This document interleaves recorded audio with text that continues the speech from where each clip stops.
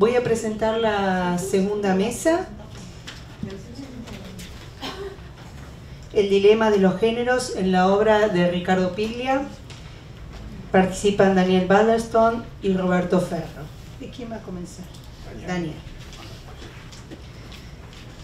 Daniel Baddelston es doctor en filosofía y en literatura comparada, profesor Andrew Mellon en lenguas modernas del Departamento de Lengua y Literatura Hispánica en la Universidad de Pittsburgh. Es director de estudios de pregrado en el Departamento de Lenguas y Literaturas Hispanas, académico correspondiente en la Academia Argentina de Letras y actualmente director del Borges Center en la Universidad de Pittsburgh. Fue coeditor del epistolario de José Bianco, de Eudeva 2018, How Borges Wrote 2018, y que va a salir el año que viene en Ediciones. Perdón. Bueno,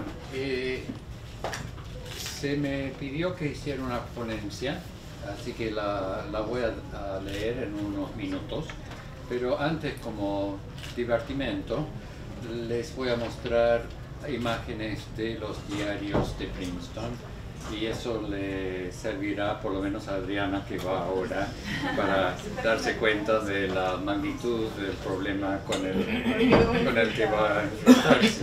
Así que en 5 o 10 minutos leeré mi ponencia sobre uno de los cuentos de los casos del comisario Croce, pero quería mencionar 2 o 3 cosas.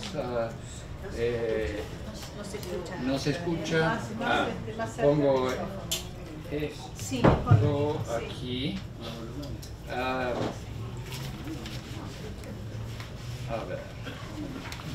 Ayer estuve con la sobrina de un gran amigo mío y de muchos, Julio Jaime es el que filmó la entrevista con Onetti, con Ruffinelli en el 71, y mi entrevista con Bianco en el 84.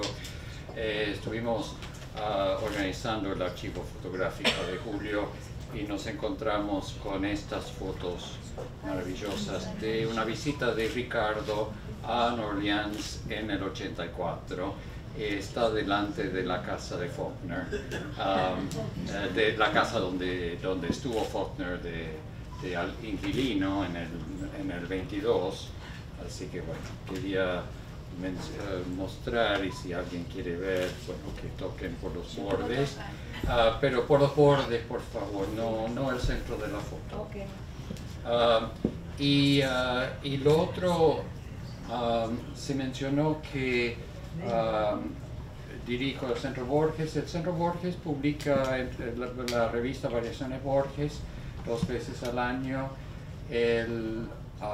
No el número que sale ahora en octubre, sino el de abril del 20, va a tener como tema la obra en colaboración con Bioy, Bustos Domecq y Suárez Lynch, y hemos publicado un enorme libro, un diccionario enciclopédico, un guía de lectura a la obra de Bustos Domecq y Suárez Lynch.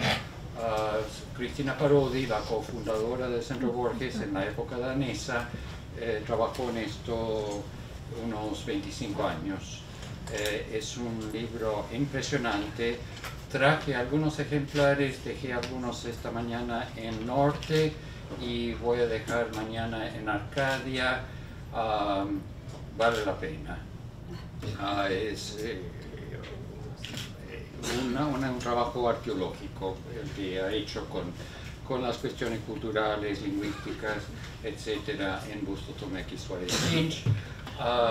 Y también hemos publicado 2 de 3 libros de una serie de manuscritos de Borges en edición facsimilar, con transcripciones tipográficas hechas por una gran diseñadora, María Celeste Martín, de Venado Tuerto, que es decana en la Universidad Emily Carr en Vancouver.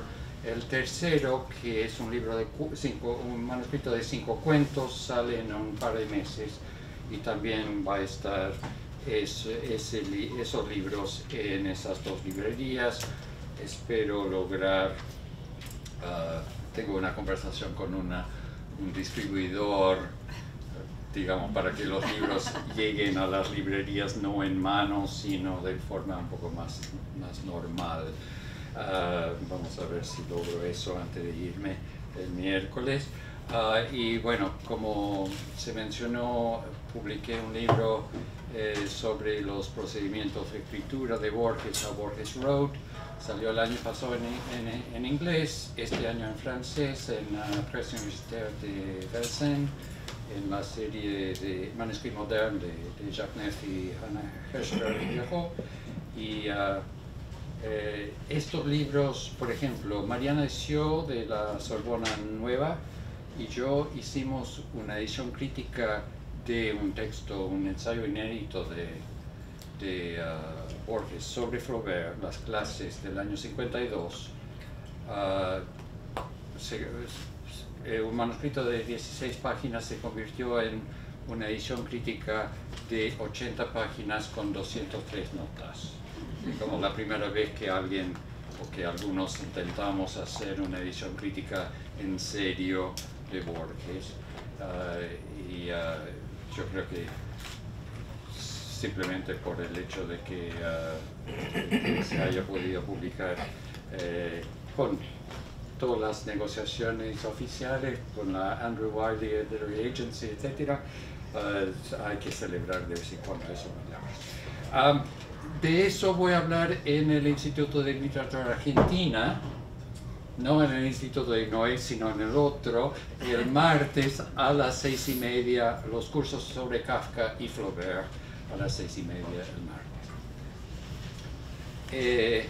Bueno, antes de leer mi ponencia sobre La excepción, uno de los cuentos de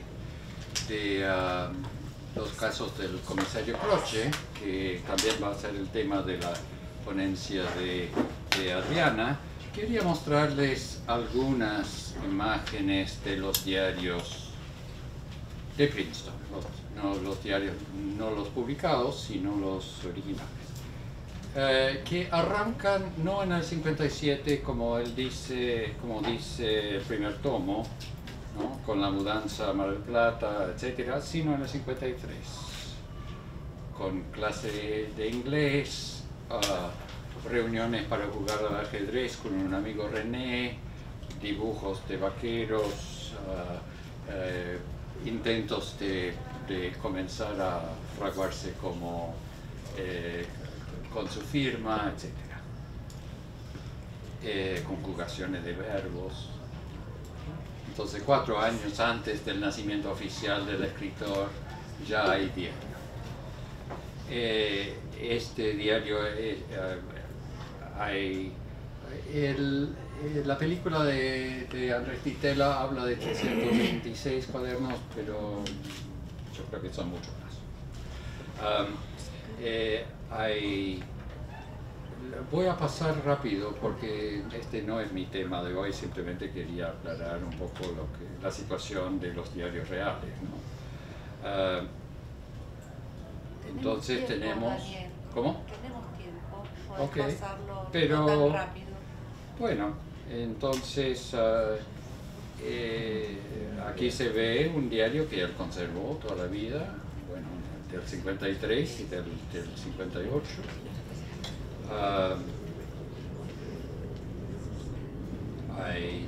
Hay poemas, hay un poema inédito, los inicios literarios, no las primeras publicaciones, pero comienza como poeta.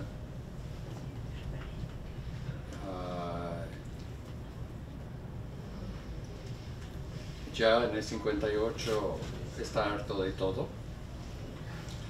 Va a ser un tema recurrente en el diario. La letra del muchacho de 17 años es mucho más fácil que la letra del señor con el que vamos a toparnos después.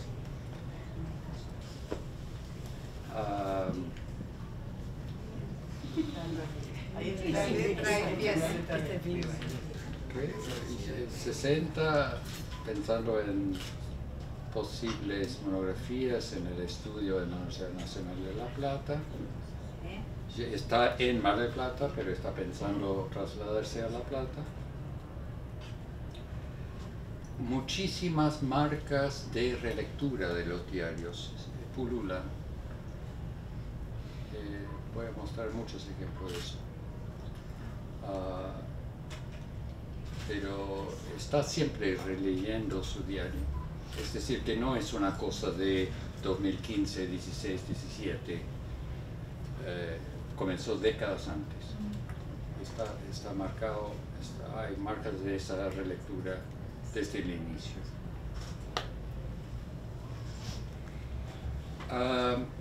Muchos planes de los libros, y los libros van cambiándose de título. Bueno, en este caso el primer libro salió con dos títulos, con Jaulario, como Jaulario en Cuba y como La Invasión aquí, pero van a ver que los grandes libros de Nombre Falso y Respiración Artificial también pasan por muchos títulos posibles. Plata Quemada también.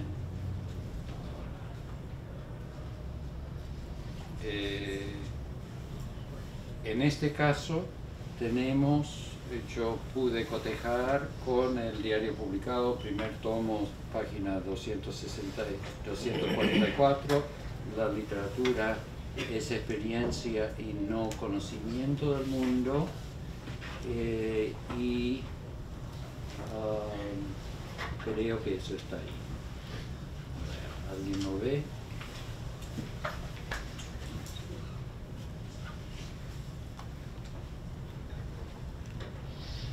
O tal vez esto fue una presentación para un taller en Sao Paulo hace un par de meses, así que no lo releí.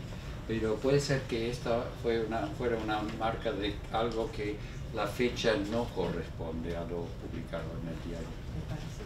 Okay.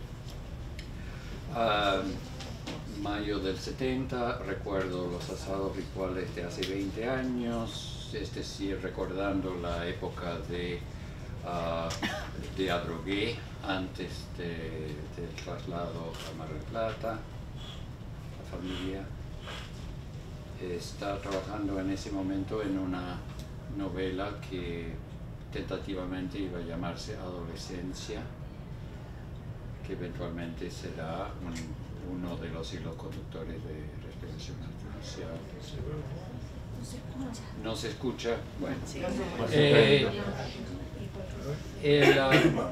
Sí, a ver. Ok, aquí ya está usando Respiración Artificial como título, pero estoy casi seguro que en los primeros años de los 70, lo que él llamaba Respiración Artificial fue lo que después se publicó como Nombre Falso. Pero de todas maneras, lo que sí se puede descifrar en la segunda anotación, el verdadero modelo. ¿Cambiamos? Okay. Para mi novela Don Quijote, alucinación por... ¿Esto funciona mejor o no? No, los dos funcionan. Por la literatura que aquí se da invertida.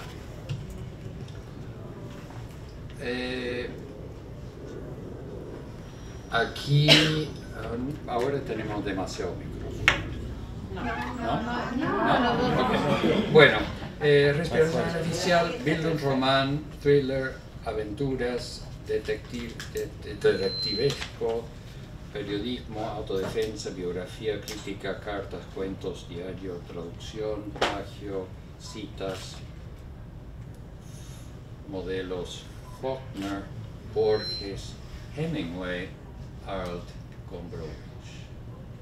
Es decir, que en la gestación de ese proyecto está Hemingway, que está de hecho en el libro de los escritores norteamericanos, ¿no? Se desdibuja un poco después, pero fue una presencia importante en su formación. Esta creo que es una nota publicitaria para la invasión, es decir, que se da una nota de solapa o algo así, donde se está haciendo él su promoción. Está pasado a máquina, así que es más fácil de descifrar.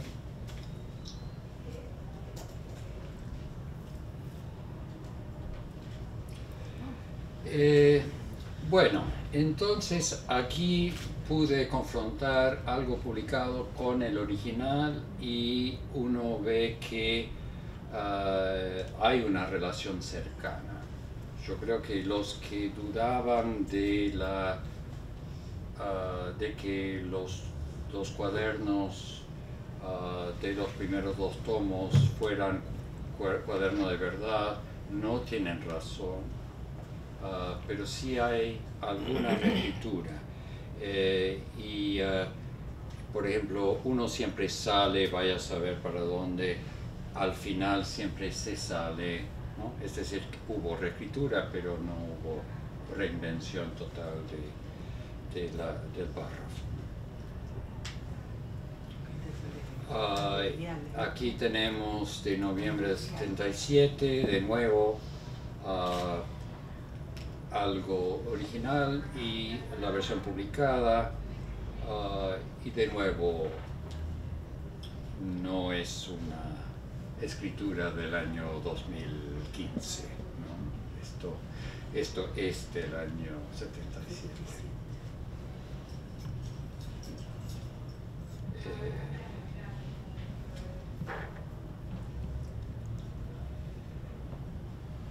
Piglia siempre anunciaba un libro sobre Borges. De hecho, en Punto de Vista, en el 79 anuncia para el año siguiente un libro sobre Borges y Arlt.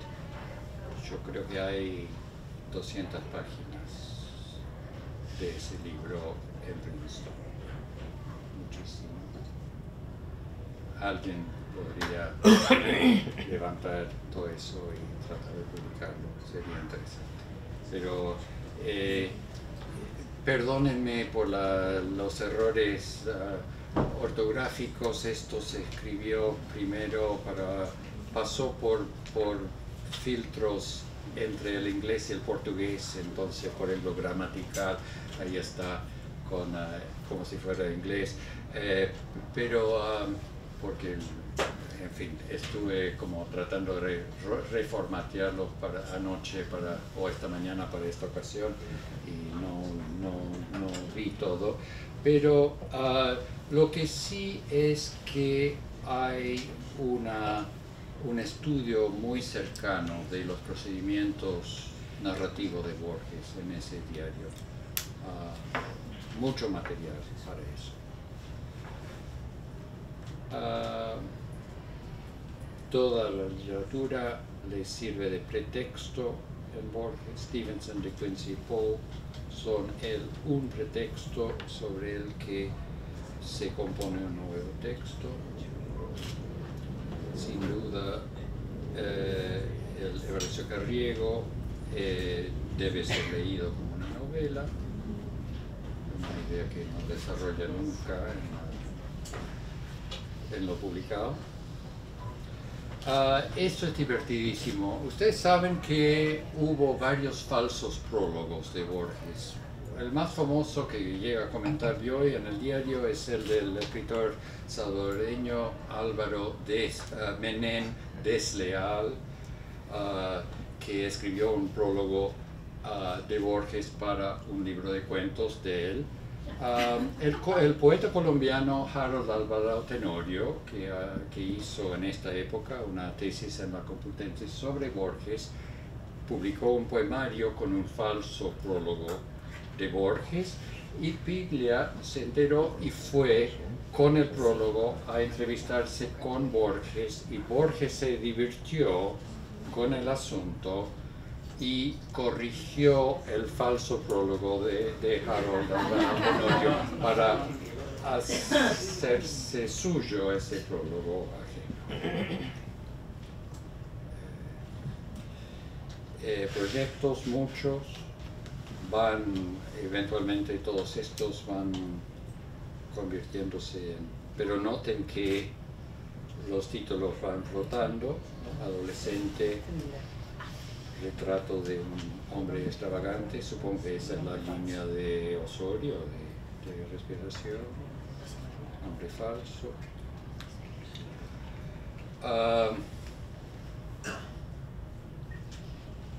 Con otros escritores me he topado también con el problema de la edad real. Él dice aquí que nació en el 40, Wikipedia dice que nació en el 41. A ver quién tiene la razón, alguien tiene que ir a buscar la partida de nacimiento. Yo tuve la partida de nacimiento en la mano porque trabajé ¿Sí? con él en ciencia y técnica en un proyecto de investigación de la CIT y la entregué en la Universidad de Buenos Aires. En la Universidad de Buenos Aires, en la biblioteca, ponía que había nacido en 1941. Entonces les escribí y les dije que no la partida de nacimiento, el DNI, estaba la fotocopia en filo, en UBA, en la Universidad de Buenos Aires, y ellos lo corrigieron. O sea, es que es del 40. Es de 40. Esto es 40. Y además me lo dijo Melina. Sí, no, él... Además está mucho Es lo que te decía cuando estábamos en Cuba, que manejamos Sí, los sí, 60 años de Ricardo. Sí, 60 años de Ricardo en Cuba en el 2000 y oficialmente era los 59. En realidad yo creo que lo que no sabemos, que tal vez alguno sepa, es si él quería que sucediera esa confusión. Porque hubo un primer libro crítico de Bertosevich sobre la obra de Piglia que termina con una falsa biografía de Piglia que escribe Bertosevich, en la que dice que a él le gusta esa indeterminación porque nació en 1941, porque así era heredero de Joyce, y no sabemos si eso lo inventó Bertosevich. Sí. No, y Borges en Martín Fierro, en la exposición de la poesía argentina, dice que nació en el 1900 y no en el 99. Bianco hay por lo menos 3 años diferentes, etcétera. Era, digamos, no es un caso único. En mi ponencia voy a hablar de cuestiones de género sexual, no es una cuestión solo de hombres ni solo de mujeres. Aquí hay un plan de respiración del año 70.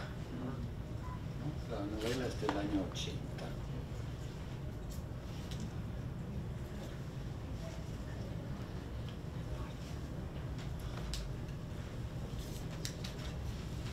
La insistencia en el no saber qué hacer con los materiales, ¿no? Borrador de la idea de homenaje a Roberto Arlt. Un tipo, una mujer, tiene el diario inédito de Arlt.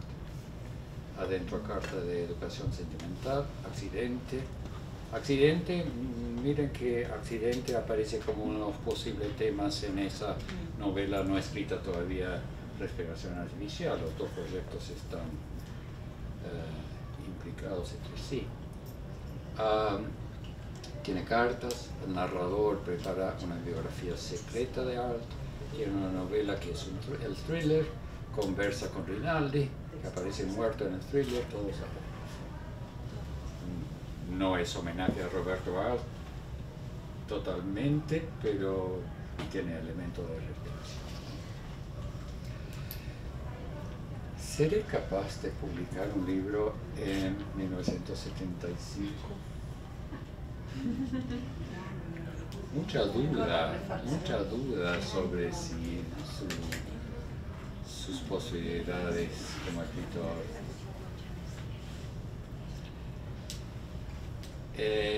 Abril de ese mismo año, terminé de corregir Nombre Falso. Salvo cierta dureza en el estilo, este libro alcanza para mostrar hasta dónde puedo llegar en esta época. El estilo quizás se podría mejorar, pero el libro fue escrito sin darme cuenta, en una especie de espacio ciego donde yo tenía poco que elegir. Homenaje a Roberto Arlt, en cambio, abre cierto camino a la posibilidad de pensar en relato y quebrar la estructura. De nuevo, que perdonen los errores.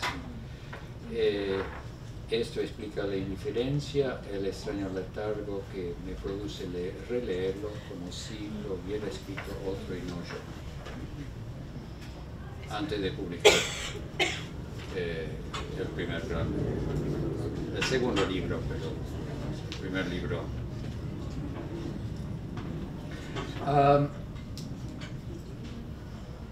Mucho autocontrol de los tiempos.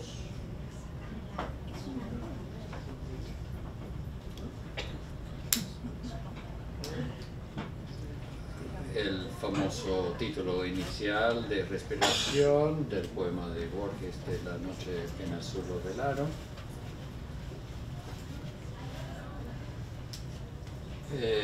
Esto también tiene que ver con reserva judicial. Ustedes saben que Germán Maggiore, novelista, odontólogo de Adrogué, sobrino, primo, algo así de Ricardo, el Maggiore ahí es Maggi de respiración.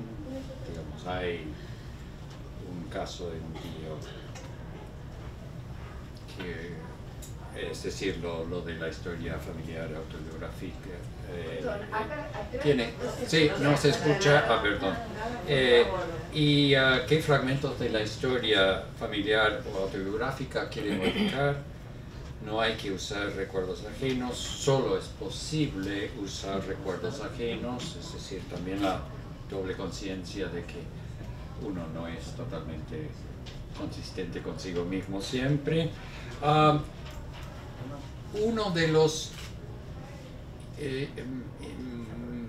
numerosos planes de publicación del diario. Esto va alterándose. Adriana nos va a poder contar después cuántos hay, pero yo creo que hay decenas, tal vez centenares de planes de publicaciones de los diarios. No es una idea que se le ocurre en el 2011 o 12.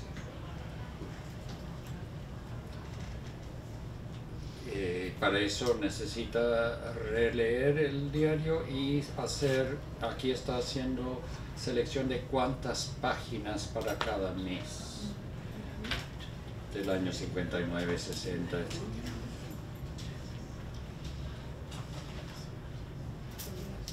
Balances, mucha relectura del diario.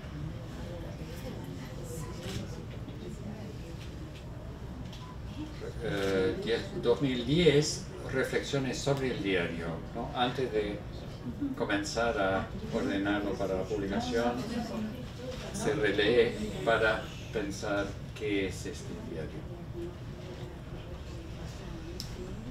Estos cuadernos son un modelo degradado de la novela que quisiera escribir, varias escrituras que conviven en función de una sola historia, la del acto mismo de escribir.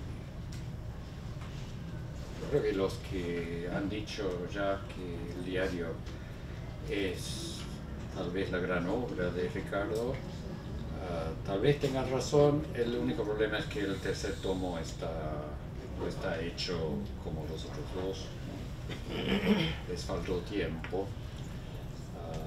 Y bueno, la relación con los diarios, como dije ayer, es un gran tema. El problema es que para emprender esa tarea, yo creo que es un trabajo arduo y largo y tal vez colectivo, ¿no? De nuevo, la cuestión de la relectura y la transcripción, fórmulas para definir su novela, Godard, Borges, thriller.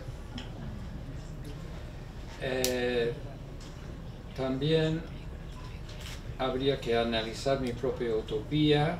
Como todas, es una proyección del pasado en el futuro, utopía negativa personal, siempre negativa, catastrófica, bastaría criticar en el sentido de...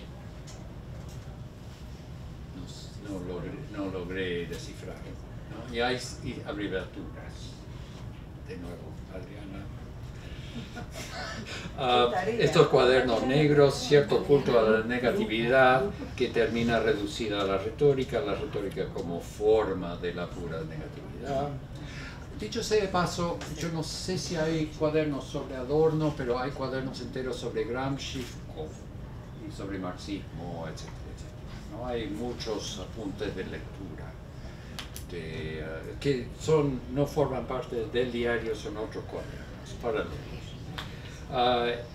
Esto es un poco lo que se dijo en la sesión anterior, ¿no? Hubo una literatura anterior a mí y yo voy a ocupar ese lugar. No es exactamente como se dijo en la sesión anterior, pero es un poco esa idea. Art, Borges, Viñas, Cortázar. Y bueno, creo que esta es la última diapositiva. Esto salió en el tercer tomo, una cena del 18 de agosto de 1978. En la versión publicada dice: reunión anoche en casa de Pezzoni, Bianco, Anita Barrenechea, Libertella, etc.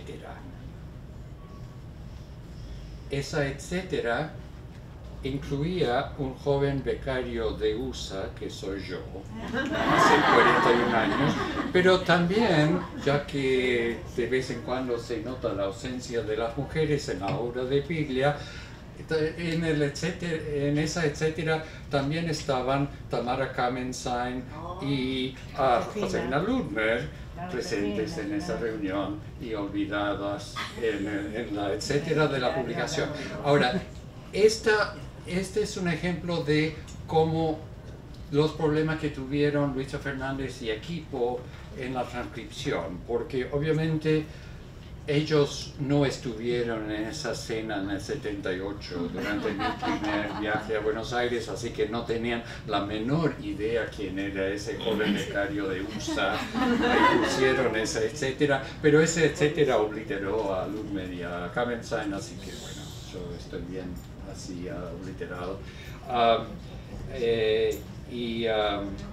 Ya están pensando. Hay mucho en el diario sobre dónde publicar respiración artificial. Ahí en esa cena Pezzoni estaría tratando de seducirlo para publicarlo en Sudamericana y él ya se estaba comenzando a tomar la decisión de publicarla en Pomaire porque le daban un adelanto mayor. Ok, bueno, ahora paso a... No sé si alguien quiere hacer alguna pregunta sobre esa presentación no oficial o si paso directamente a la oficial. Oficial, ok. Piglia y la historiografía, el cuento de la excepción. Esto formará parte de un libro que estoy preparando para Edubim, para la misma serie de Roxana Patiño, donde han publicado varios presentes y muchos amigos, que va a ser una colección de mis ensayos sobre ficciones que tienen como tema debates historiográficos, Robasto Saer Piglia. Así que esta es una reflexión sobre uno de los cuentos del comisario Croce, pero va en esa dirección de tratar de completar la reflexión sobre la relación entre esas ficciones, digamos, no novelas históricas, sino novelas y cuentos que tienen que ver con debates sobre la historia.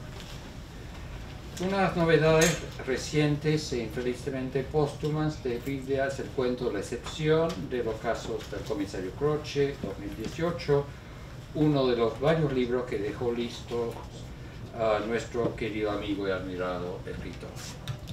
Es un cuento que vuelve explícitamente a unos de sus temas centrales a lo largo de los años, cómo se narra la historia.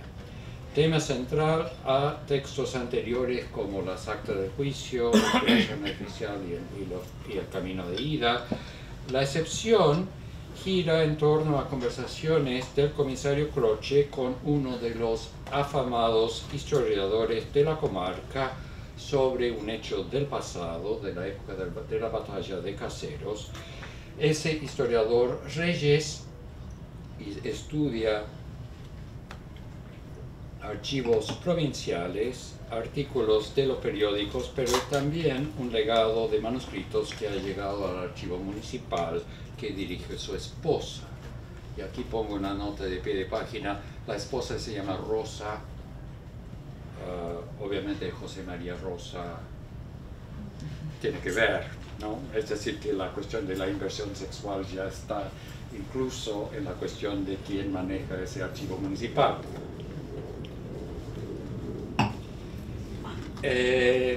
No para resolver la cuestión, sino para ver de cerca las distintas versiones. El comisario llega a una diferente solución al enigma a partir de la lectura de los archivos.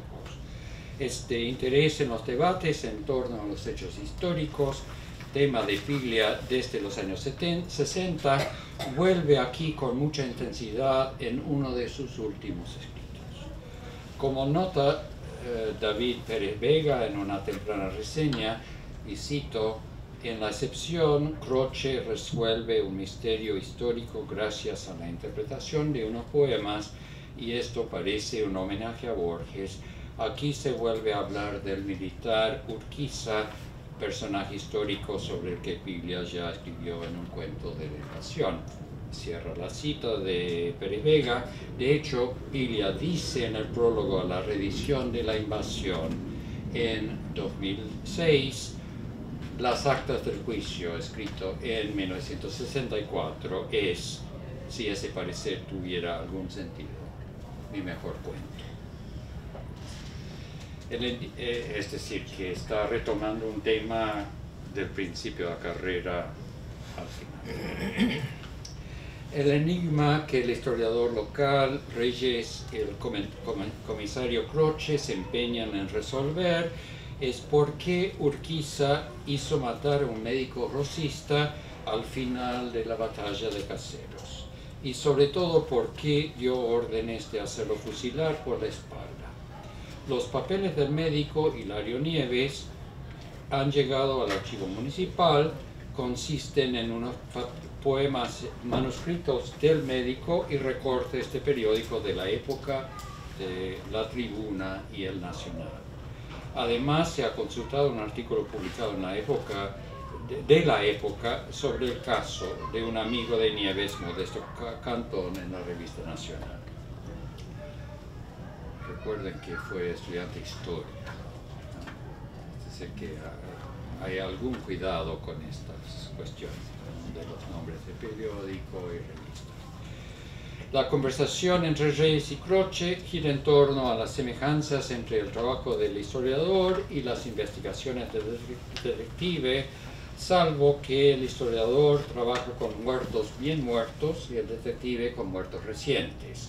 Y cito a Croce: ustedes lidian con espectros muertos hace 100 años y nosotros, dijo Croce, trabajamos solo con cadáveres recientes. Sí, agregó Croce, tratamos con fantasmas próximos o lejanos. Salvo eso, nuestra tarea es igual.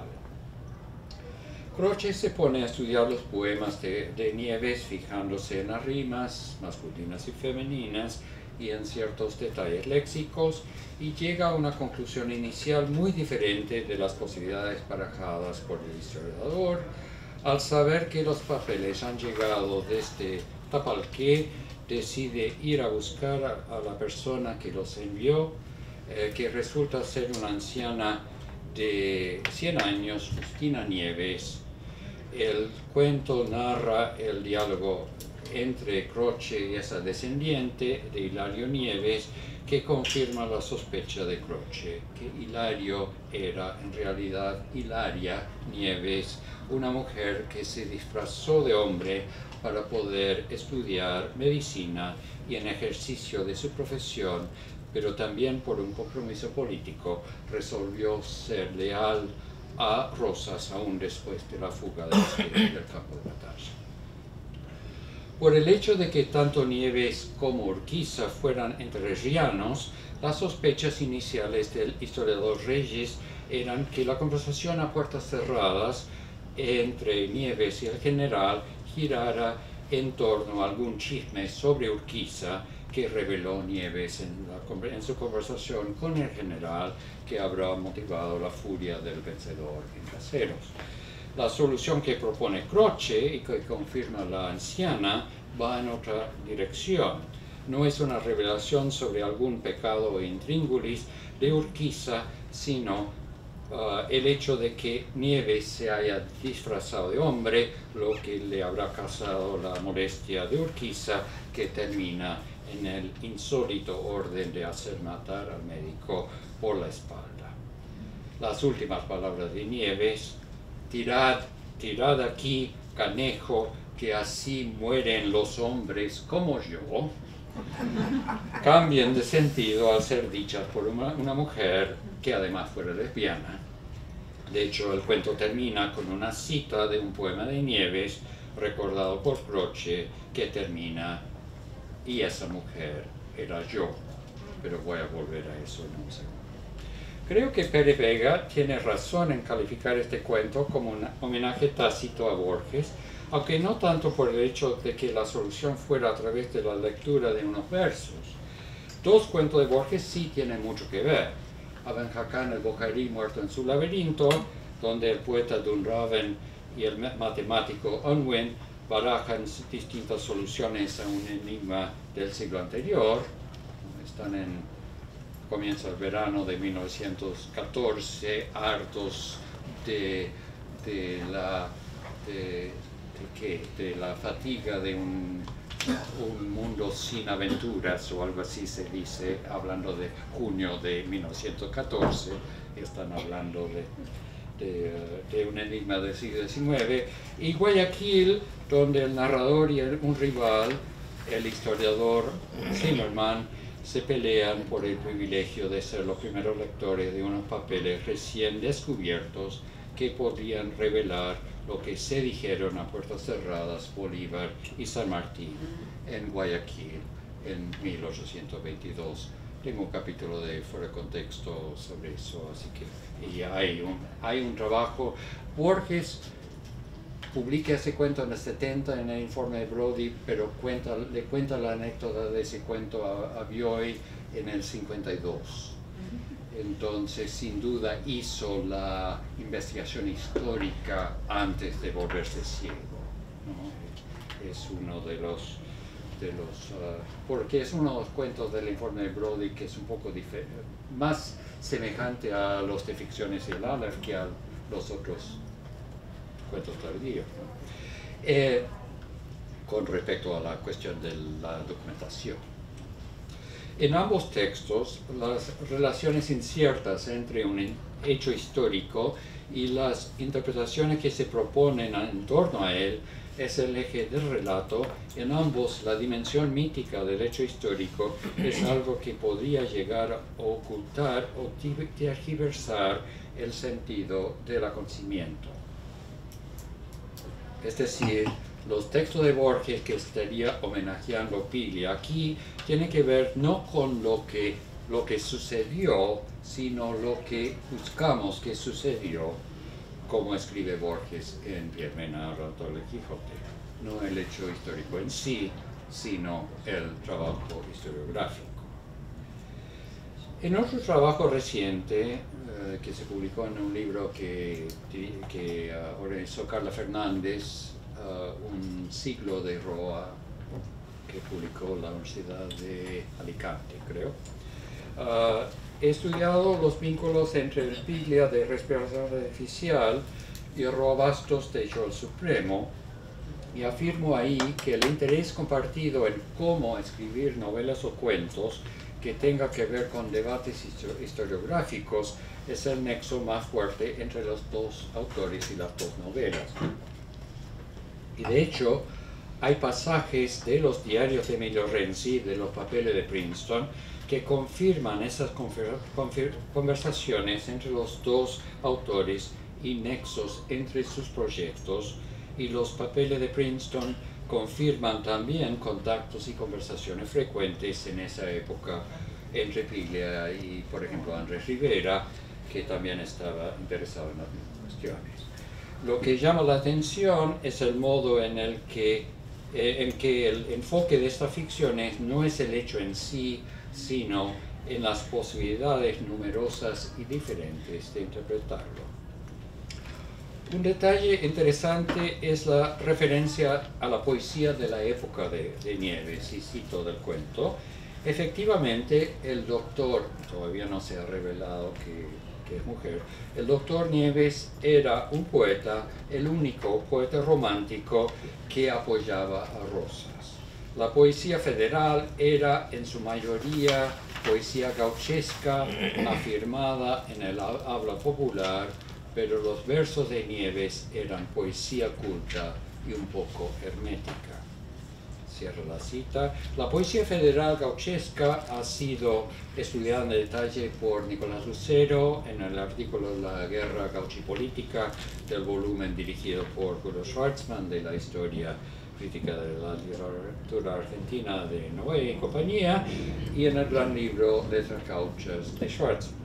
Efectivamente, esos estudios hacen hincapié en la poesía gauchesca de tendencia federal o rosista, ya que los poetas románticos de la generación del 37, Echeverría y Juan María Gutiérrez, entre otros, eran antirrosistas y su poesía se produjo sobre todo en el exilio.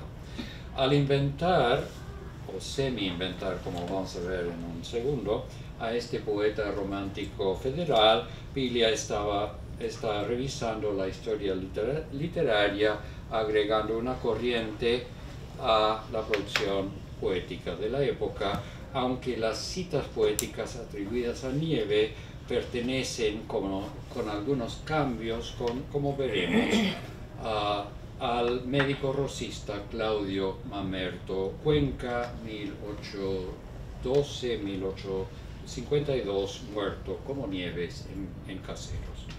Las citas poéticas corresponden a los poemas de Cuenca, sobre todo a Sueño, Lamento y Visión, y Piglia explica en el epílogo que lo sacó de la edición de 1889 de las obras poéticas escogidas, publicadas en París por Garnier Hermanos. Al final del trabajo comentaré el último poema citado, pero vale la pena mencionar que la discusión del vocablo ayelo, A-Y-E-L-O en el cuento, se basa en un error, ya que en la edición de la poesía de Cuenca citada en el epílogo no tiene ayelo por lo hallé, sino oyelo, que funciona gramaticalmente, es decir, no se justifica la reflexión de Croce. Hay otras erratas en las breves citas de Cuenca. Recordemos que este cuento se escribió en circunstancias extremas a través de un aparato de computador. De todos modos, bueno, los asistentes fueron valientes, pero obviamente no pudieron cuidar todos los detalles que Ricardo guardaba en ese cerebro. De todos modos, la erudición de Piglia, el modo en que convierte a Cuenca en Nieves, es asombrosa. A la vez, queda claro que este relato se pensó como un regreso o una anticipación, un prequel, si se quiere, de uno de los primeros grandes cuentos de Piglia, Las Actas del Juicio, cuento que él reconoce como un texto importante al incluirlo en varias colecciones de sus cuentos, aunque no en su antología personal del 14. En ese relato, el asesino de Urquiza, Robustiano Vega, basado en un personaje real, el coronel Robustiano Vera, había ocurrido el 11 de abril de 1870, más de un año antes. Salté presenta su confesión oral de su crimen ante un juez el 17 de agosto de 1871, el asesinato había ocurrido el 11 de abril del 70, más de un año antes, donde Piglia imagina cómo el asesino podría haber justificado su crimen si ese cuento narra el final de la carrera política de Urquiza durante las contiendas de 1870. Este otro narra el ascenso. Como discuten, y no tengo la menor idea quiénes son estos autores, Cecilia Fernández Taladriz y Daniel Birrell, que parece que escriben blogs sobre moda, etcétera, etcétera, pero en uno de esos blogs dicen: las actas del juicio es un cuento basado en hechos históricos, es ficción porque el juicio al que se refiere nunca tuvo lugar, y porque, aunque es fiel a los hechos, se aleja de la historia para incursionar en algunos interrogantes no resueltos, terreno donde el autor se mueve con soltura. Es ficción, y eso es determinante porque el cuento se sustenta sin el concurso de la historia, dicen ellos. Lo que no queda claro en ese juicio crítico es qué entienden estos autores por el concurso de la historia, ya que es perfectamente posible escribir ficciones históricas que se basan en hechos históricos reales, como hace Raúl Bastos, por ejemplo, en los capítulos de Hijo de Hombre, que tienen que ver con la guerra del Chaco, donde él luchó. De todos modos, importa notar que Piglia escribe su cuento en los intersticios de un hecho real, el asesinato de Urquiza en el Palacio de San José en 1870, e inserta en la historia literaria un protagonista que tiene mucho que ver con las historias gauchas contadas en la poesía gauchesca y en las novelas de Eduardo Gutiérrez. La poderosa primera persona de ese relato temprano, un gaucho que se siente traicionado por su jefe, responde a los códigos de honor que son tan importantes en esa literatura, tema investigado entre otros por Caterina Ludmer. Es decir, Piglia reimagina un hecho histórico importante desde adentro, agregando un testimonio ficticio al archivo de un hecho real. Hace algo semejante aquí, volviendo a sus comienzos como escritor, un poco como hace Borges cuando escribe la historia de Rosendo Juárez, varias décadas después de haber publicado Una Rosada. Reimagina otro momento crucial de la vida de Urquiza a base de la campaña del Ejército Grande de Sarmiento y los relatos de los hechos de 1852, moviéndose con soltura, como dicen Fernández Taladriz y Birrell, de sus estrategias narrativas en las actas del juicio. En la exploración de las motivaciones y actos de un personaje tan importante, de algún modo tan enigmático como el caudillo federal Justo José de Urquiza. Como hizo su amigo Andrés Rivera en sus exploraciones novelescas de las figuras de Castelli y de Rosas, vuelve a las luchas por la definición de la República Argentina, tema, por ejemplo, de Proyecto y Construcción de una Nación, 1980, de Tula Perindongui, para pensar desde la ficción las verdades de la historia, o, como dice en la dedicatoria de Respiración Artificial, a Rubén Kritzkowski y a Díaz Semán, dirigentes de Vanguardia Comunista, el grupo en que militaba Piglia, detenidos desaparecidos en el 78, a conocer la verdad de la historia. Yo creo que esa dedicatoria todavía tiene un peso intenso, ¿no? A conocer la verdad de la historia. Esa verdad, siempre esquiva para Piglia, se busca en los silencios y los intersticios. Es una verdad que se encuentra o se inventa en esa búsqueda no algo que se nos da. Por eso la importancia de en todos estos textos de la investigación, la lectura, la imaginación, o como dice Reyes en el relato, no creo en la existencia de leyes de la historia y solo estudio las excepciones. Por eso se llama la excepción. Arthur Danto sostiene que una frase histórica como la guerra de los 30 años comenzó el 23 de mayo de 1618, es imposible para cualquier testigo de 1618. Su proyección hacia el futuro depende de una visión retrospectiva que no se tenía en 1618.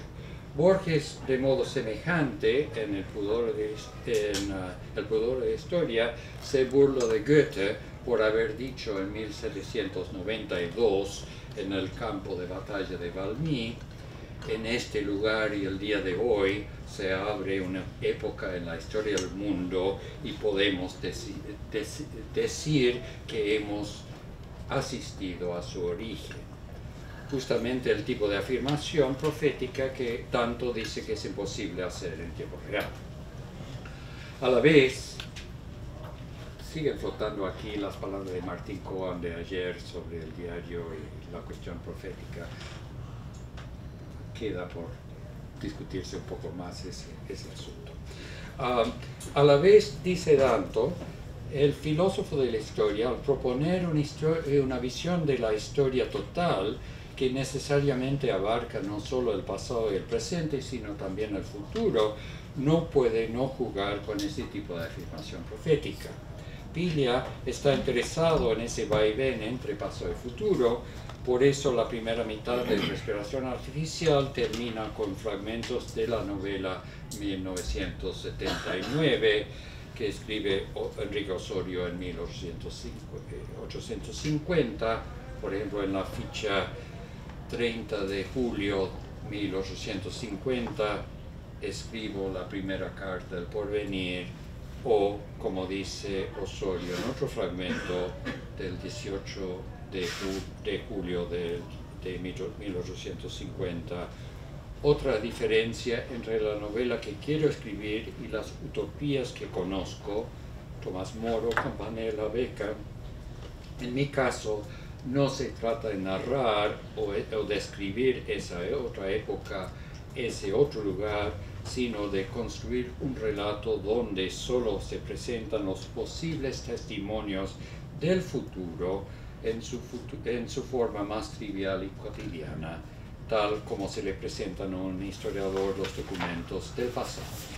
El protagonista tendrá frente a sí papeles escritos en aquella época futura. Un historiador que trabaja con documentos del porvenir, ese es el tema.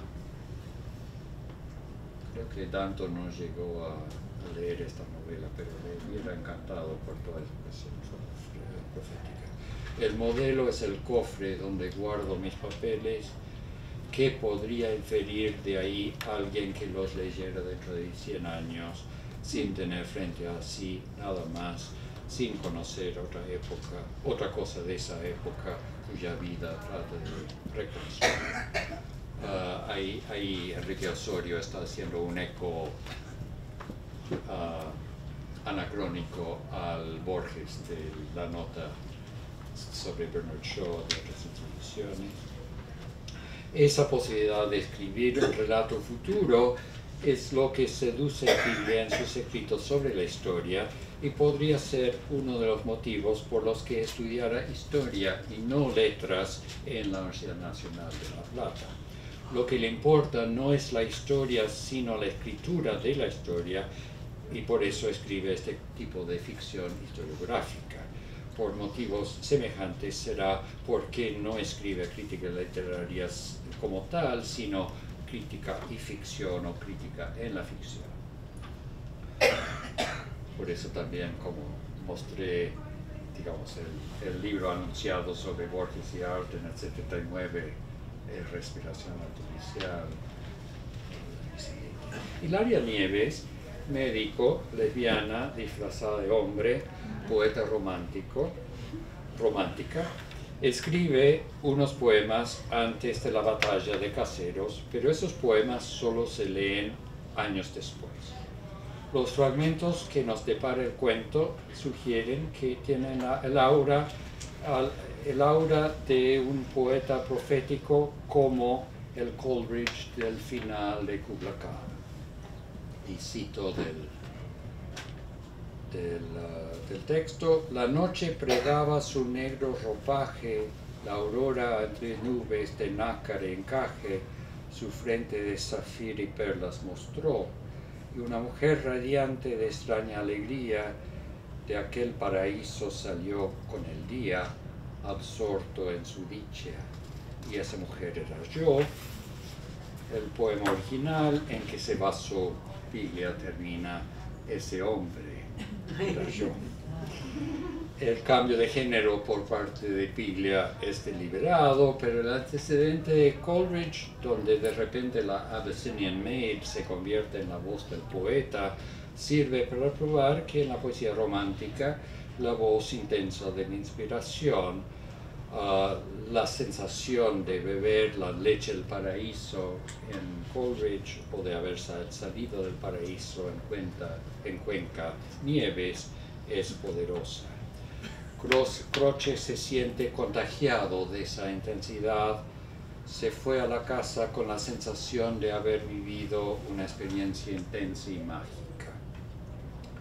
Los poemas son, como los fragmentos de la novela de Enrique Osorio, cartas del porvenir. Una mujer había decidido ser un hombre y vivir de acuerdo con su deseo, y por eso se convirtió en poeta. En sus versos estaba la verdad de su mutación, de su deliberada metamorfosis.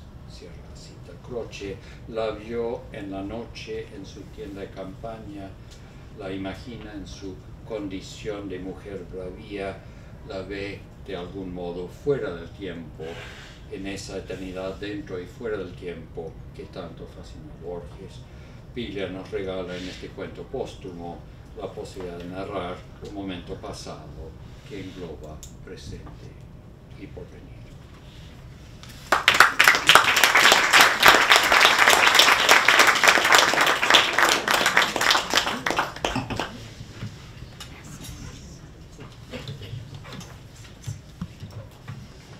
Gracias, Daniel. Todo, ya se me cayó.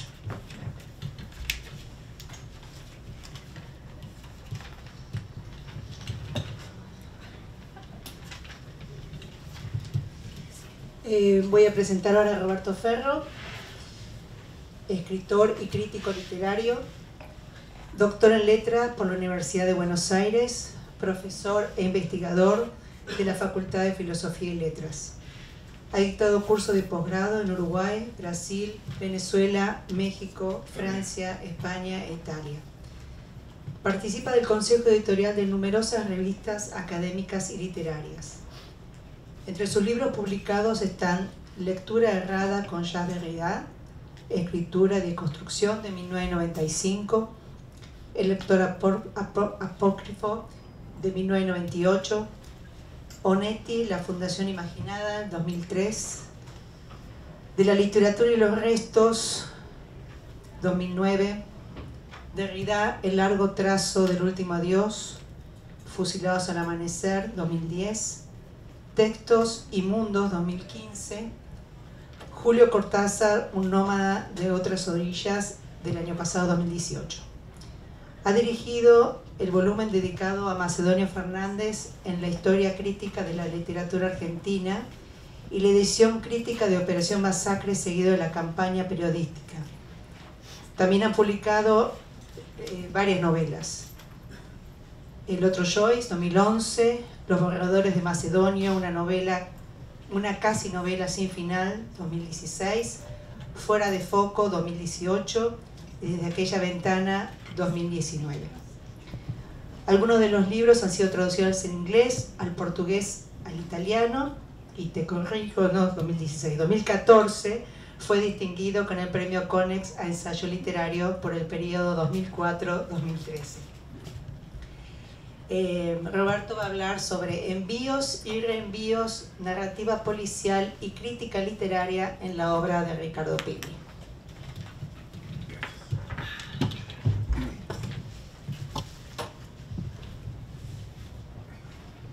A ver si se oye bien, ¿sí? Bueno, voy a comenzar con una digresión. Hablar un poco del contexto en el que escribí este artículo, que comienzo a hacerlo en el verano, mientras estaba preparando un prólogo de la reedición para Eudeva de un texto de Noé Dietrich, que no me puede desmentir, lo tengo aquí presente, o sea que la verdad de la historia está confirmada por los testigos, estudios y ensayos de literatura argentina. Como creo que la lectura es una cuestión de óptica, y en esto seguramente lo gloso a Ricardo Piglia, cada lector va con un aparejo, ¿no? Y se va cambiando. Al leer ese texto de Noé que yo había manejado como estudiante, me llamó la atención el modo en el que manejaba las atenuaciones y las conjunciones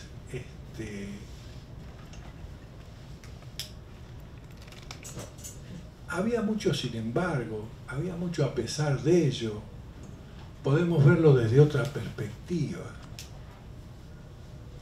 Entonces, al hacer el prólogo, obvié un pequeño fragmento que me parecía una boutade, en el cual evocaba el principio de un cuento de Borges, Long, en el que le hace decir a Bioy Casares que los espejos y la cópula son abominables porque repiten las especies.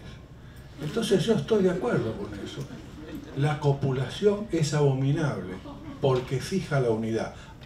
No me refiero a la cópula de a dos, sino a los verbos copulativos. Cada vez que aparece un es, se congela todo. Entonces eso me sirvió bastante, especialmente siguiendo el texto, que sugiero que sea leído porque es de una tremenda actualidad esos ensayos, y ustedes van a ver ese trabajo de el pero, a pesar de ello, se puede ver desde otra perspectiva. Estamos ahora en este planteo, pero esto puede cambiar, que me parece muy sugerente.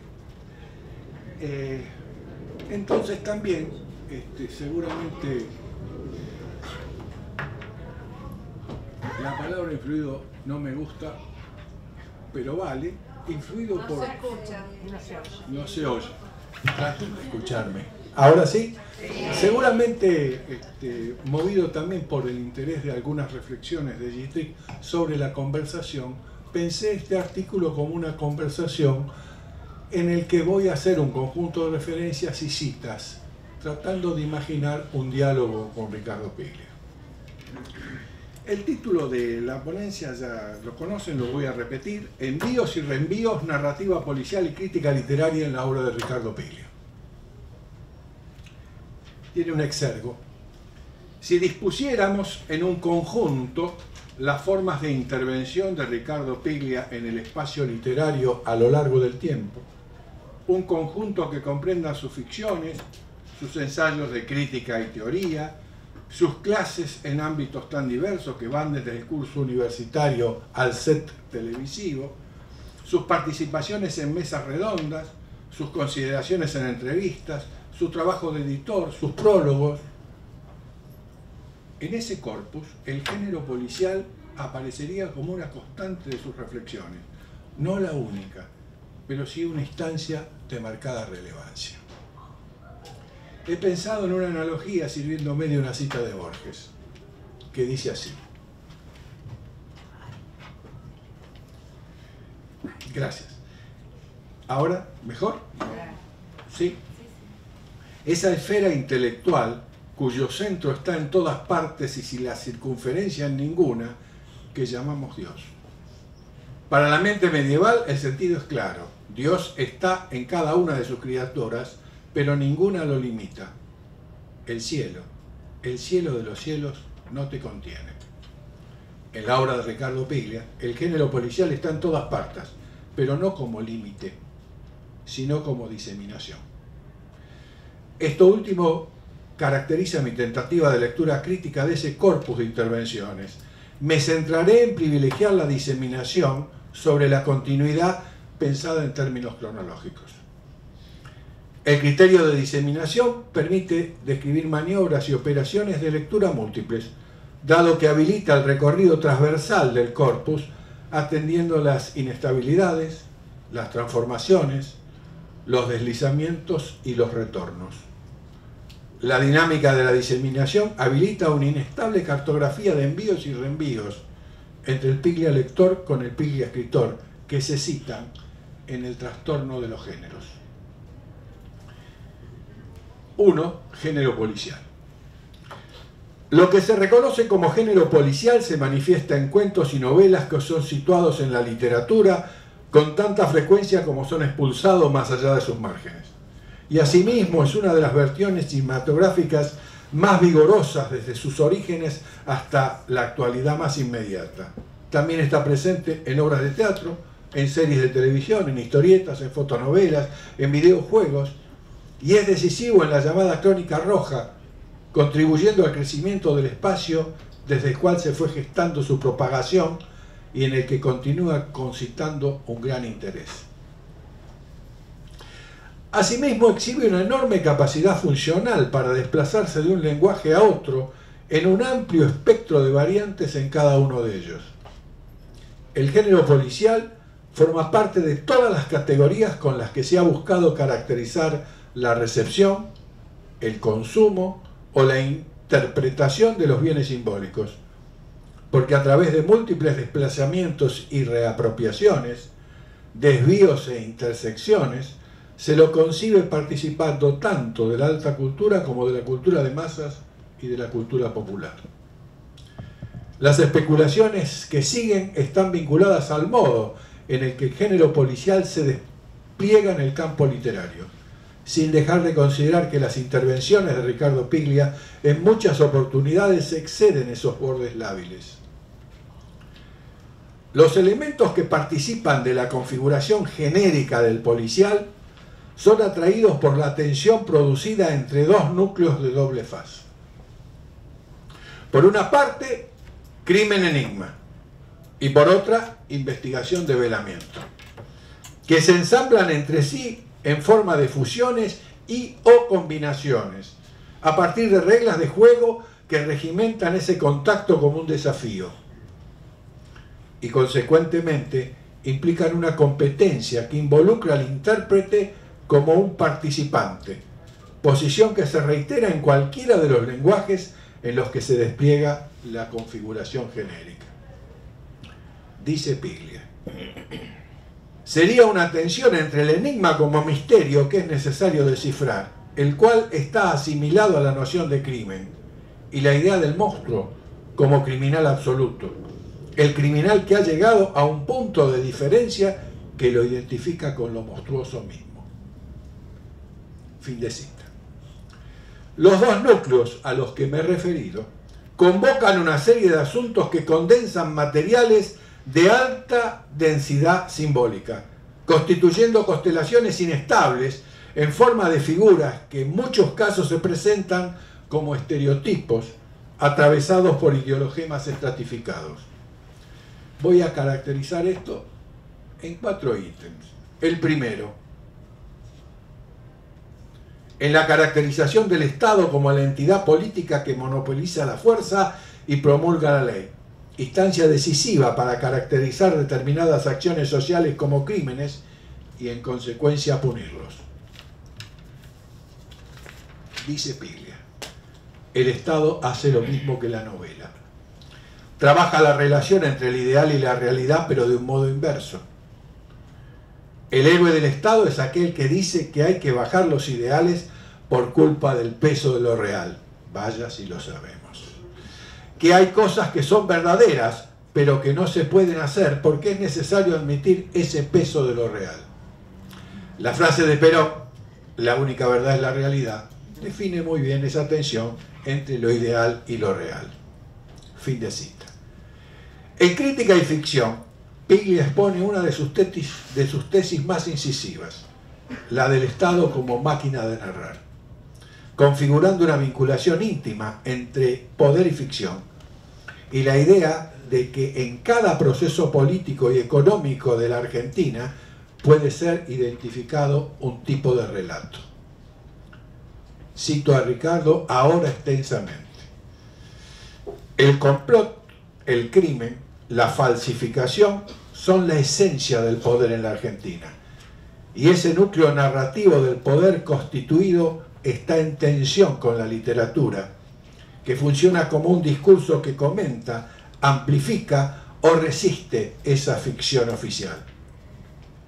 Sin embargo, los ecos de esa estrategia de lectura, sus resonancias, hoy nos quedan lejanas y esquemáticas.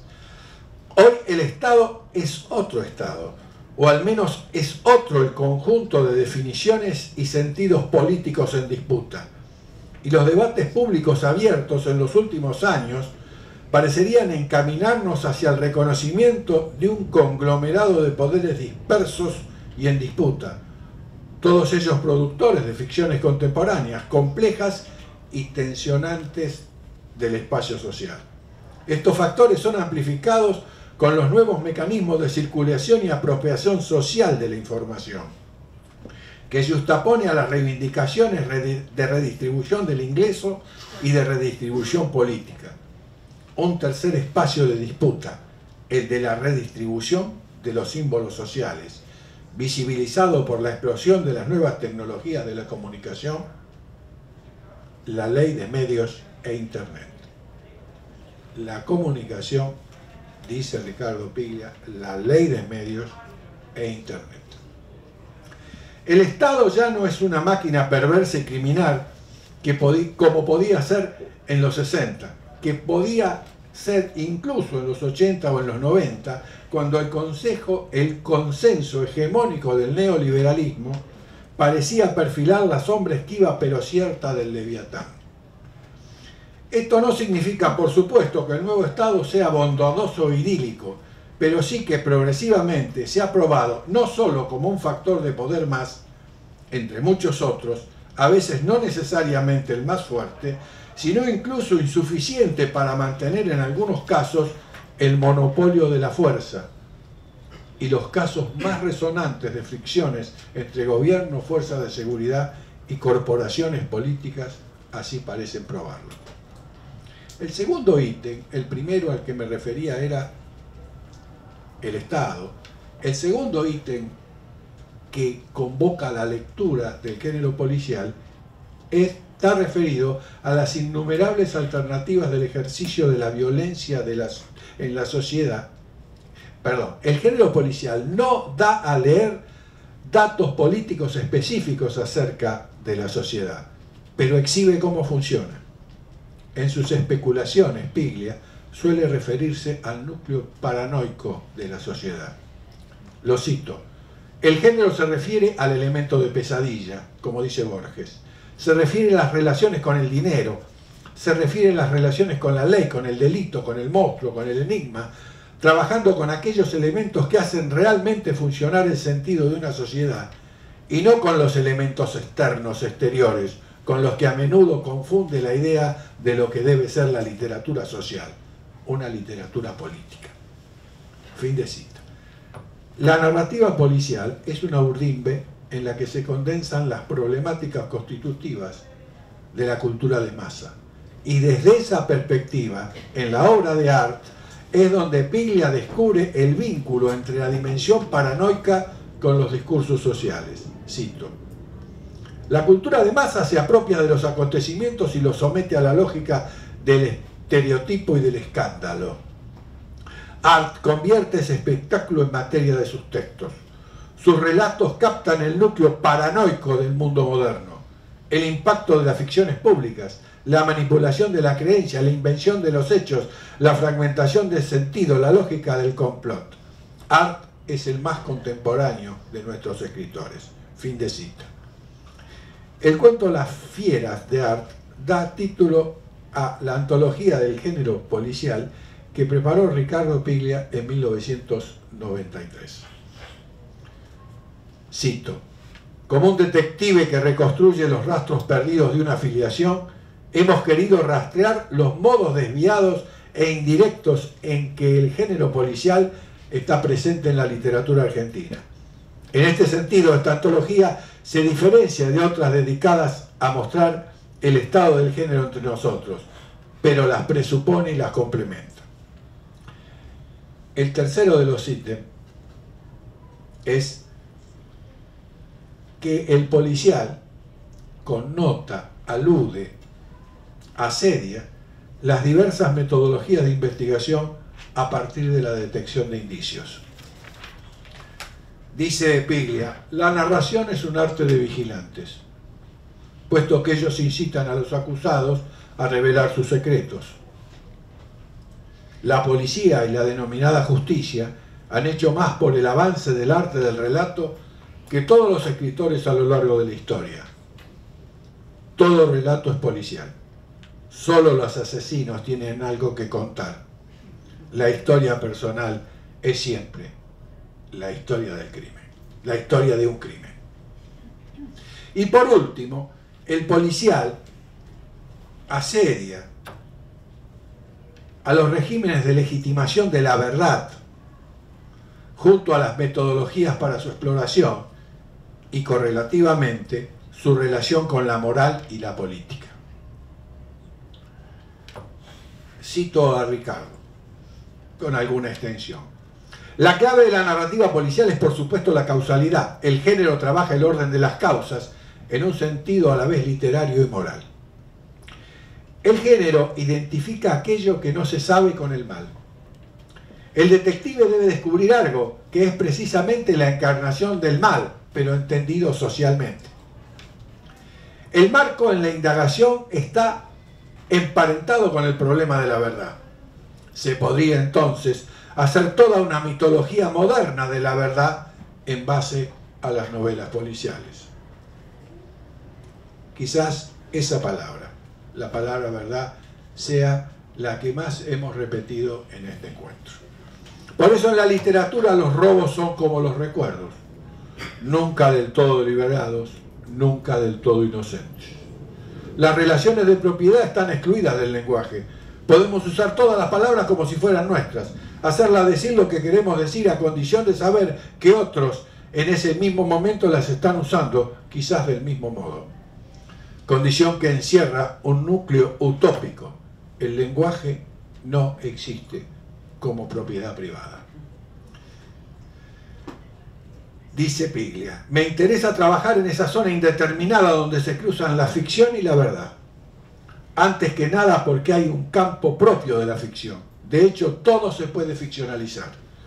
La ficción trabaja con la creencia y en este sentido conduce a la ideología, a los modelos convencionales de realidad y por supuesto también a las convenciones que hacen verdadero o ficticio a un texto.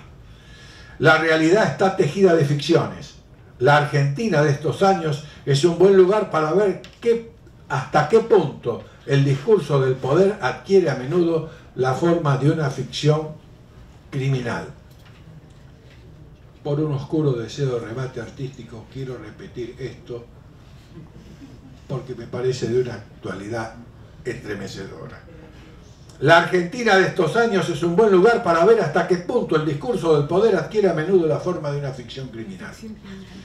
El discurso militar ha tenido la pretensión de ficcionalizar lo real para borrar la opresión. Me voy a referir ahora a historia, ficción y género. El desenvolvimiento de los cursos de acción pertinente del genérico policial promueve que las probabilidades sean tan variadas que el juego se abre a innumerables desarrollos. Dice Piglia: un historiador es lo más parecido a un novelista que conozco.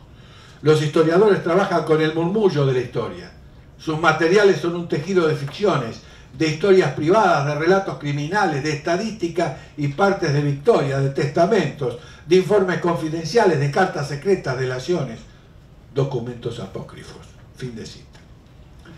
La distinción entre historia y ficción solo se sostiene si no se replantea el problema de la referencia, si no se admite que la narración produce sentido temporal en orden a la competencia de los lectores para reconocer un relato como una disposición que tiene un principio y un fin, y que esa disposición significa el devenir temporal, y que además ese entramado remite perpetuamente a un no lugar como instancia de la repetición. La trama es una figuración retórica, y el dispositivo dominante de esa figura es la iterabilidad infinita. Cuando se confrontan las narraciones que pertenecen a la historia, que son el paradigma de las narraciones con pretensión de verdad, que conllevan la imposición subyacente de lo real, y asimismo fundamentadas en los principios de la exposición racional de los acontecimientos, confrontándola con las narraciones imaginarias, de las que la literatura son a la vez el paradigma, no es posible señalar ningún rasgo específico, ninguna característica indudablemente distinta, salvo las que derivan de la referencia fáctica y de la enunciación fingida. Dice Piglia: la historia es siempre apasionante para un escritor, no solo por los elementos anecdóticos, las historias que circulan, la lucha de interpretaciones, sino porque también se pueden encontrar multitud de formas narrativas y formas de narrar. Los núcleos, fin de cita, los núcleos a los que me referí antes, crimen, enigma e investigación de velamiento, se vinculan en la instancia de un juego, por lo tanto de un conjunto reglado de codificaciones.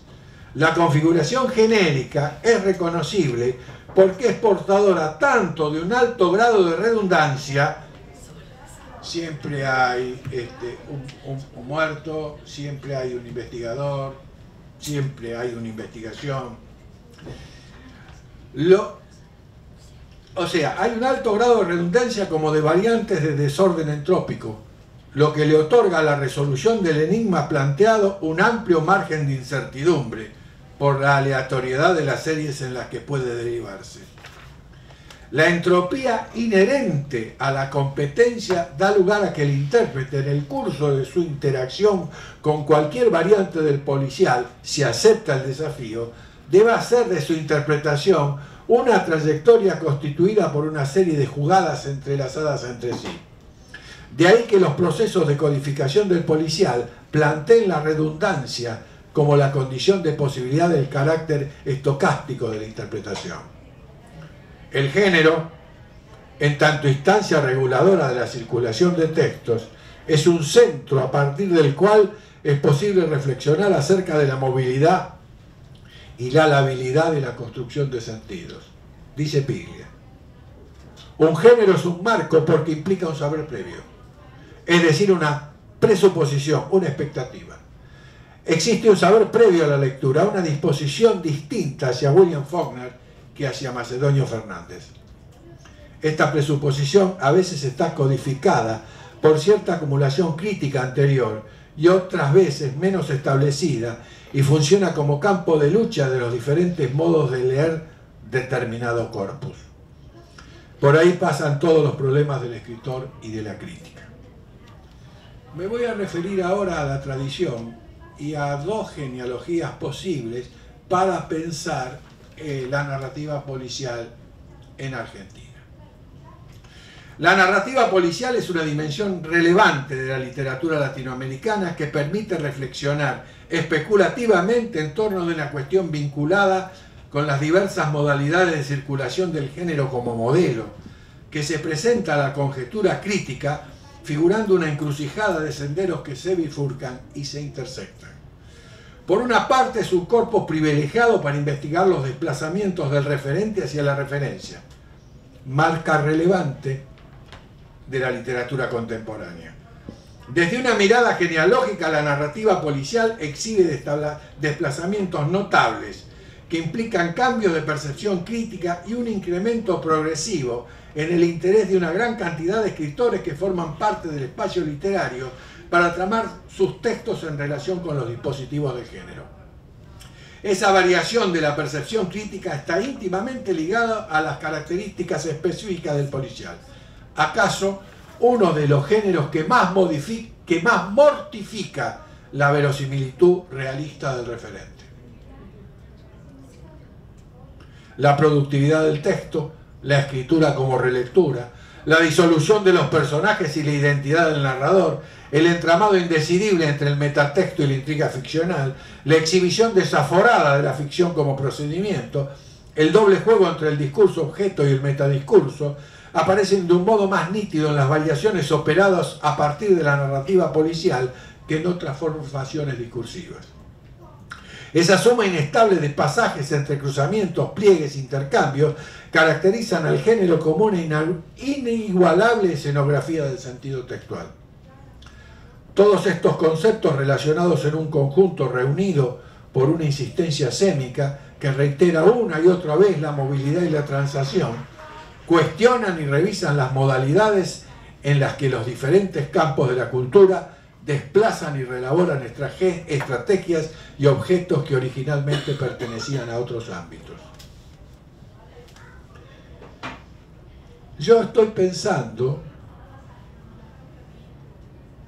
dos genealogías, una centrada en lo que podemos llamar la referencia, quizás animándome de manera atrevida a hablar que pone el dominante en la autonomía, desplegándose en el proceso de la escritura, ¿no es cierto?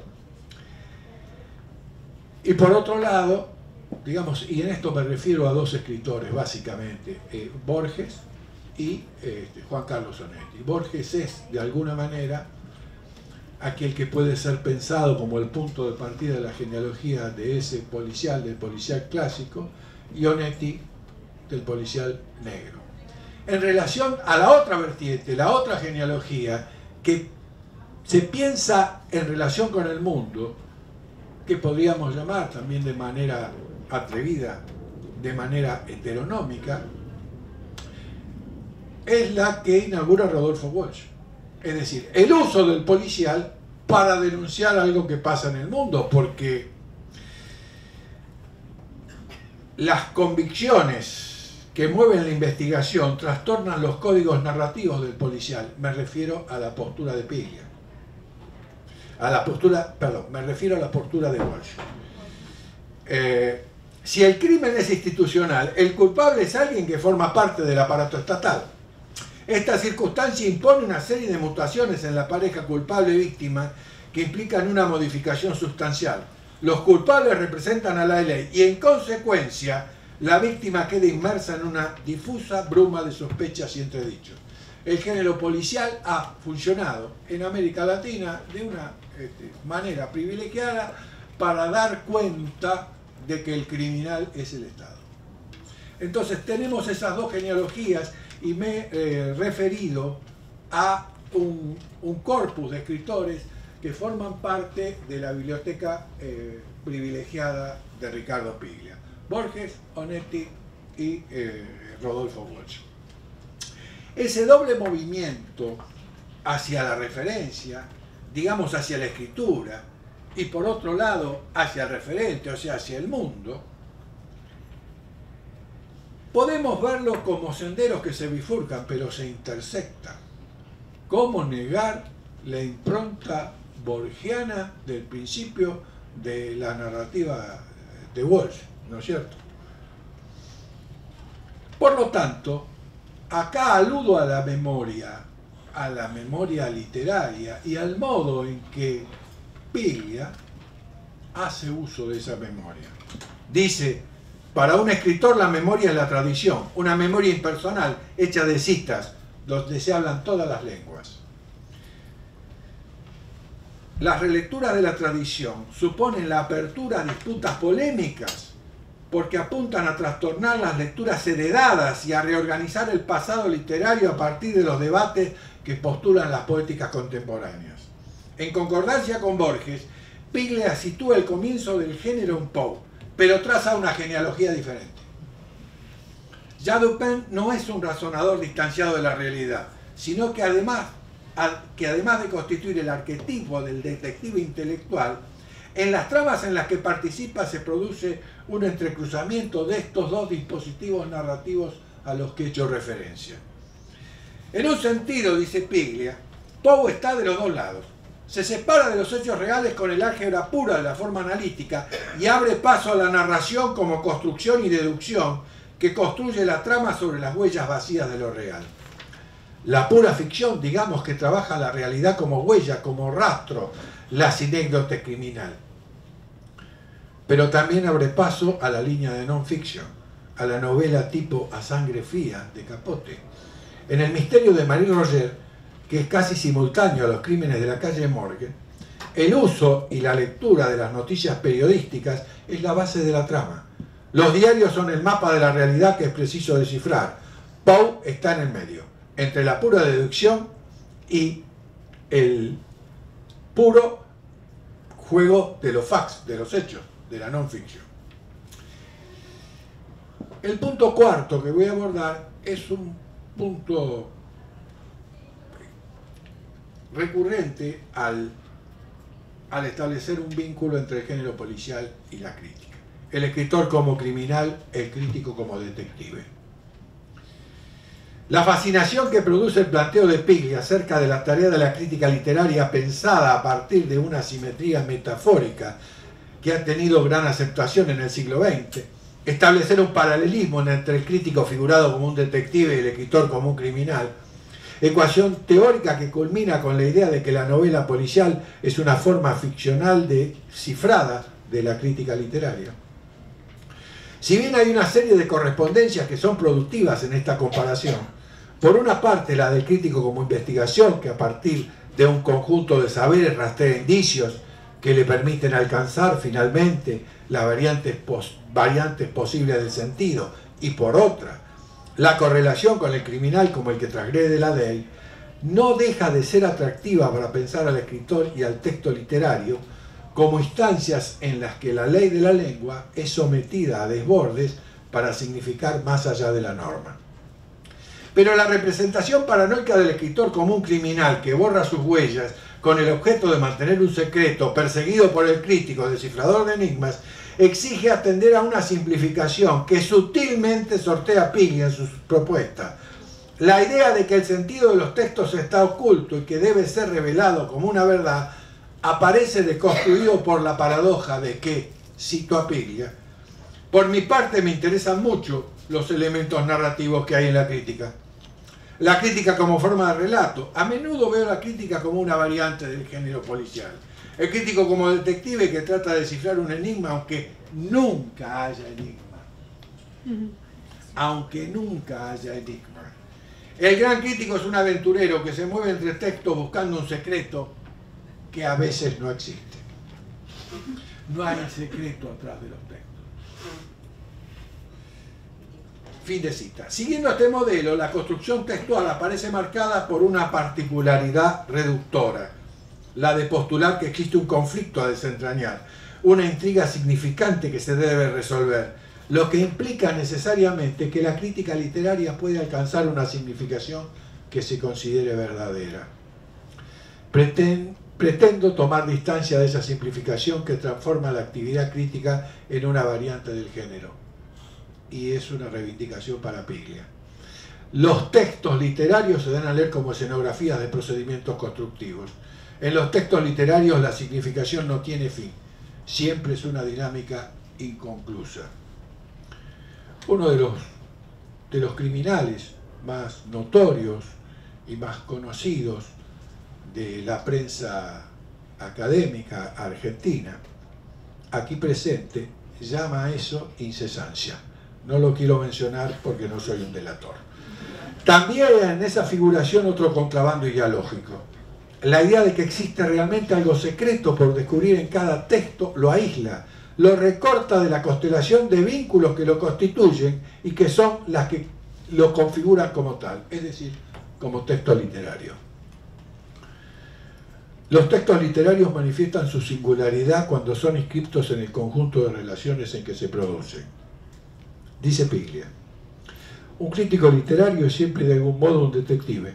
Persigue sobre la superficie de los textos las huellas, los rastros que permiten descifrar el enigma. A la vez, esta asimilación, en su caso poco paranoica, de la crítica con la persecución policial está presente con toda nitidez en Art.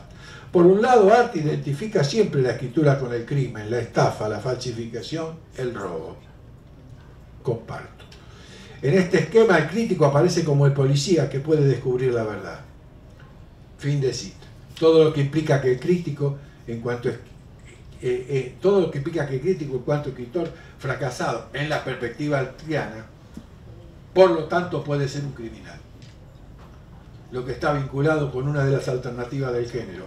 El detective es el criminal. Dice Piglia, por fin, cuando se dice como Art que todo crítico es un escritor fracasado, no se confirma, de hecho, un mito clásico de la novela policial. El detective siempre es un criminal frustrado o un criminal en potencia. Fin de cita. Asimismo, escribir es una forma de ejercer el delito, apropiándose de zonas ignoradas por los otros para colmarlas ficcionalmente y así reinventar identidades. Cito a Piglia y voy a los diarios.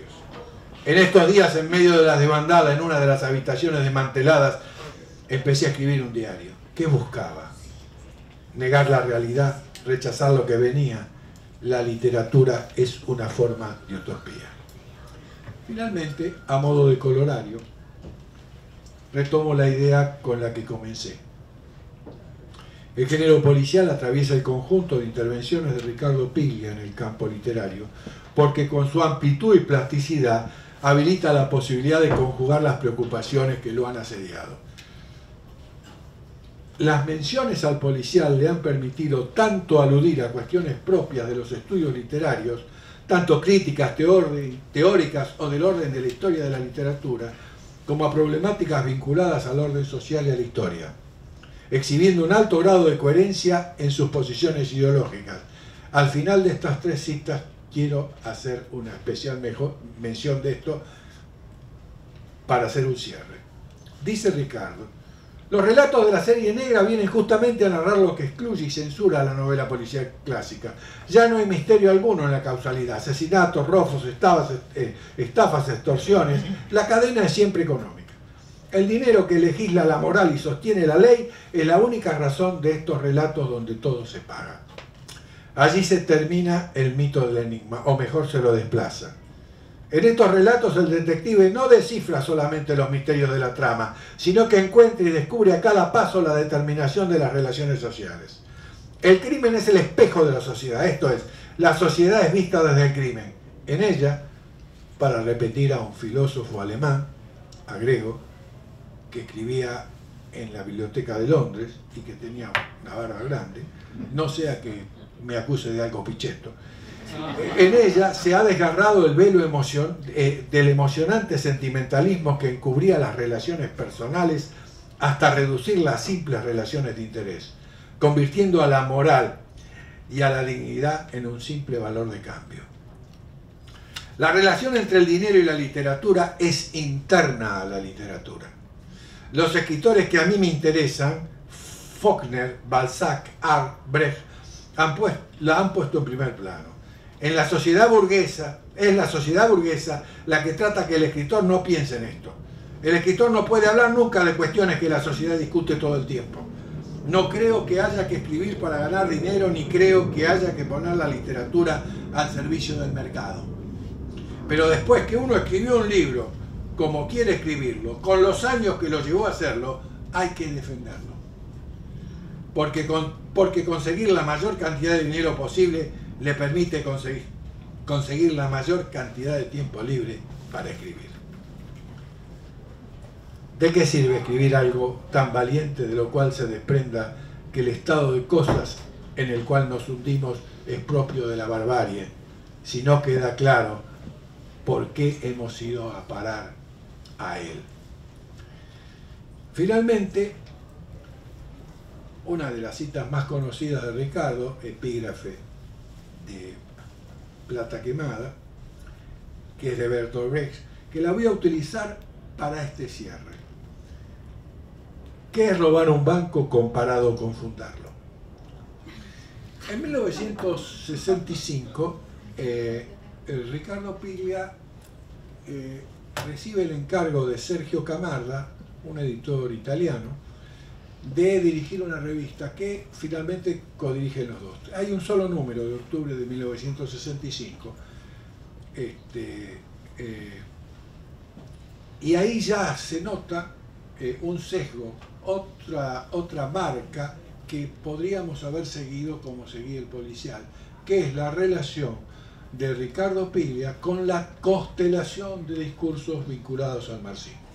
Ahí está claro cómo está pensando la crítica, y ahí está claro, y con esto contradigo a lo que dijo ayer Martín, se opone claramente en esa revista al guevarismo, cuestión que le costó la dirección de la revista y que no saliera más porque Camarda tenía una visión distinta. En el último libro de ficción publicado hasta ahora, de Piglia, al cual se refirió anteriormente y con mucha precisión Baldo, en el último libro de ficción publicado hasta ahora de Ricardo, y del que podemos decir que es el último sobre el que trabajó, Los casos del comisario Croce, al cual ha hecho referencia Daniel, tiene un liminar. Ese liminar es de Karl Marx. En ese liminar dice: el delincuente rompe la monotonía y el aplomo cotidiano de la vida burguesa. Por lo tanto, del mismo modo que seguimos en la diseminación al género policial, que está presente en todas las intervenciones de Piglia, desde el principio al final, con muchas variantes y muchos cambios, como hemos tenido todos los que pertenecemos a esa generación turbulenta, podemos rastrear un modo de leer los textos vinculados a la constelación marxista. Por eso Arbatov, por eso Brecht, por eso Benjamin, por eso Karl Marx. Creo que ahí hay otra línea posible. Bueno, estudié mucha semiótica, les confieso que y entiendo los signos y los gestos, y los veo y los distingo y los acato. Gracias.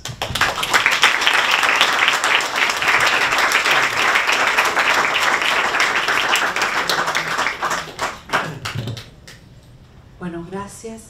Tenemos un minutito para algún comentario o alguna pregunta.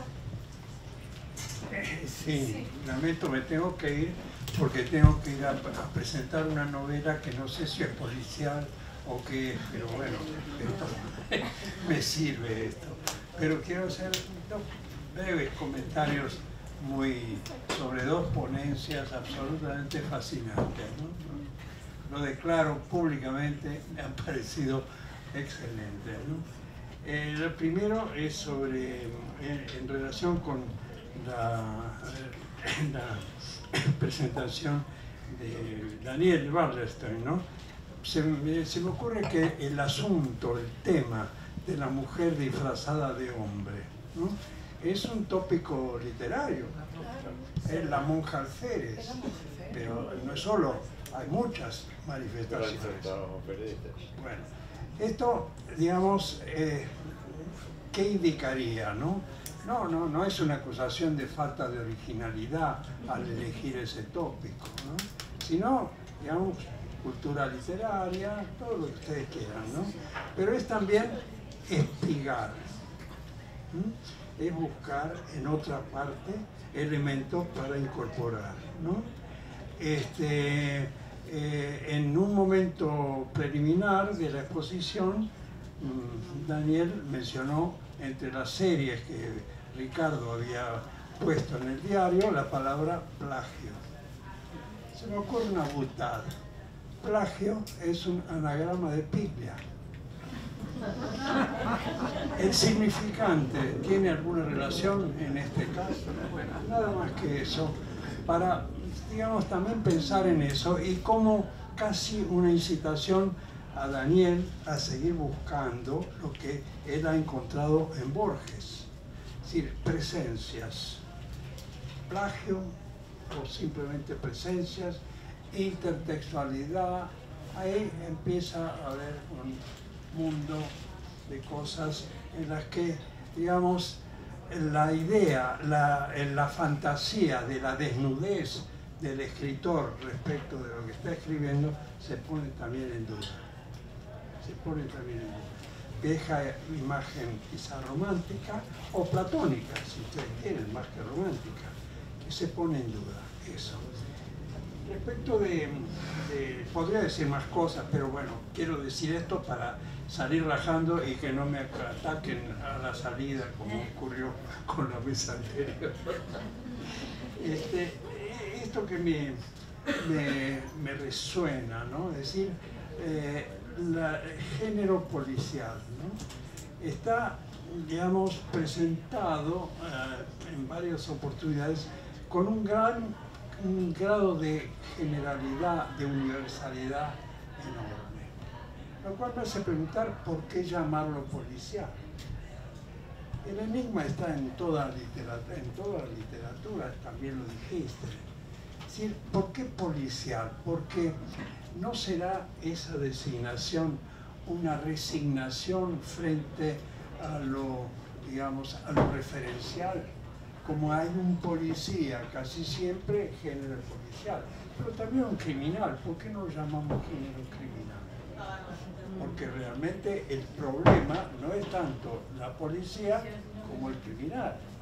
Ese es el problema, porque esa es la fuente del enigma. ¿Por qué alguien mata? ¿Por qué alguien mata? Eso es lo que se trata de determinar. Justamente, toda la apelación a la causalidad en el llamado policial clásico es saber por qué mata. Última observación, una ocurrencia que vengo manejando estratégicamente en los últimos tiempos, la idea del dinero. Es cierto que uno de los trabajos más interesantes de Ricardo es sobre el juguete rabioso de Roberto Arlt, donde hay la temática del dinero. Entonces se me ocurre se me ocurrió hace un tiempo, y lo digo acá, que hay tres intereses o preocupaciones del ser humano que son el dinero, el poder, el sexo, en ese orden. Piensen. A ver de nuevo, el dinero, el poder y el sexo, en ese orden.